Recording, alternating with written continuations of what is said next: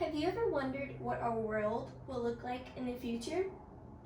Have you ever wondered what type of world your children and grandchildren are going to grow up on? Have you ever wondered why a world is getting hotter?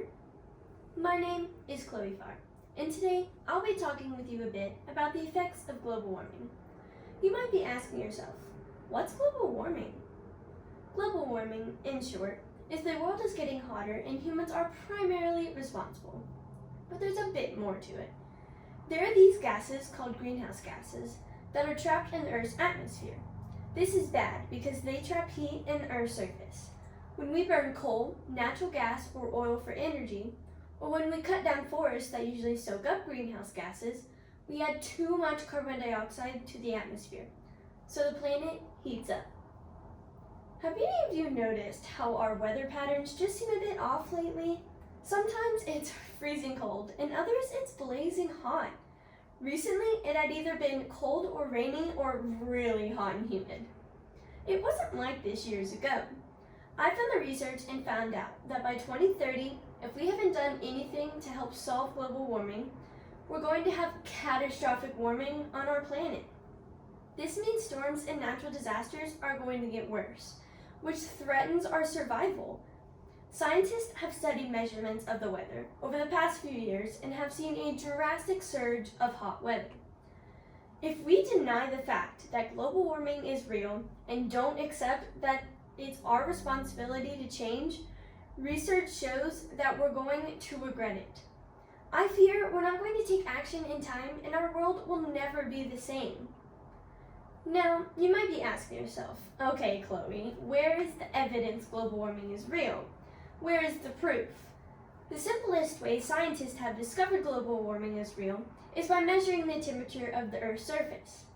Agencies in the United States, Europe, and Japan have independently analyzed historical temperatures and concluded that the Earth's surface temperature has been on a steady rise since the early 20th century. Scientists have also observed and documented glaciers and ice sheets all around the world melting. That means that global warming is affecting our habitats too. What are we going to do about all the animals that need the cold to survive? Are they going to go extinct?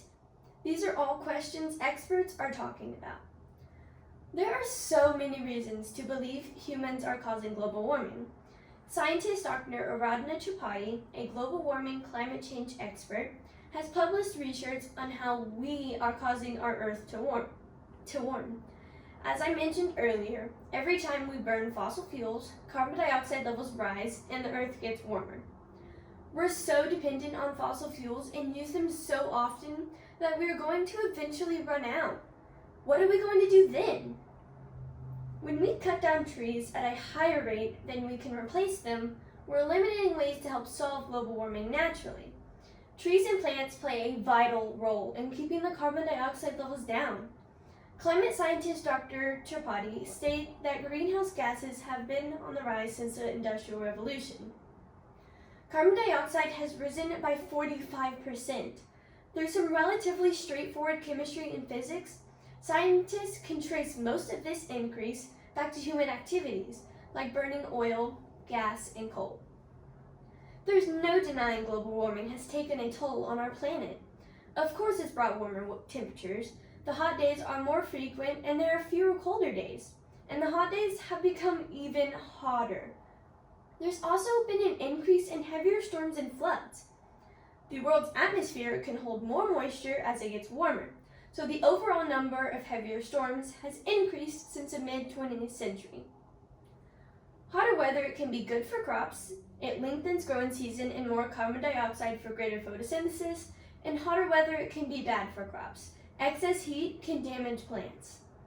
The IPCC, Intergovernmental Panel on Climate Change, has found that the heat was currently benefiting crops, but the negative effects are becoming more common worldwide. Climate models were made to simulate the Earth's climate and all things that might happen to Earth. One thing scientists know for sure is that heavy rainstorms are going to get even heavier. This is going to increase the chances of flooding in the United States, mostly in the Northeast, Upper Midwest, and the coast, where sea levels are already rising too. And don't forget about the glaciers and ice sheets melting into the ocean. also causing sea levels to rise. There is still a lot of questions about what the future is going to look like, and it all depends on us.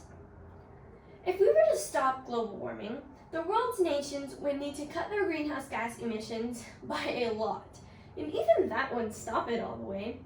If we wanted to keep global warming below 2 degrees, then we would have to drop our annual greenhouse gas emissions to at least 40 to 70% by mid-century. The emissions would have to keep falling until humans hardly emitted any extra gases by the end of the century. Cutting emissions that fast is a huge task, and right now, the world gets 87% of its energy from fossil fuels. Only 13% of the Earth's energy is low carbon. To stay below 2 degrees, that would all need to change very fast.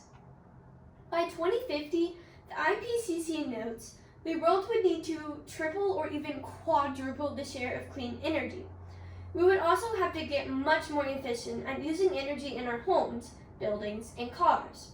And we would have to reduce emissions from agricultural processes, like cement and manufacturing. And of course, stop cutting down trees faster than we're planting them. I hope some of this information about global warming has inspired you to do some of your own research.